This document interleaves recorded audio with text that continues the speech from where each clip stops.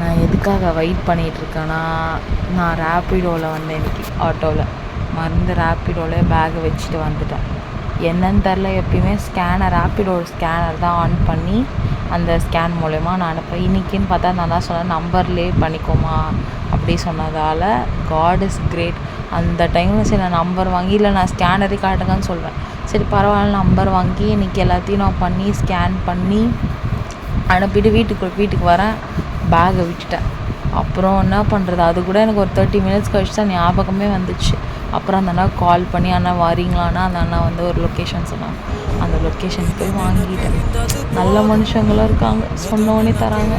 பாப்பாவோட கொலுசு எல்லாமே அந்த பேக்கில் தான் இருந்துச்சு. அந்த அண்ணாவோட ஃபேஸையும் நான் ரிவீல் பண்ணிக்கேன் பாருங்க. அண்ணா இல்லைன்னா எனக்கு என்ன பண்ணுறதுனே தெரில, பிளாங்க் அவுட்டாக இருந்துச்சு. பாப்பாவோட திங்ஸ் எல்லாமே அந்த பேக்கில் தான் இருந்துச்சு. கடவுள் ரூபத்தில் இவரே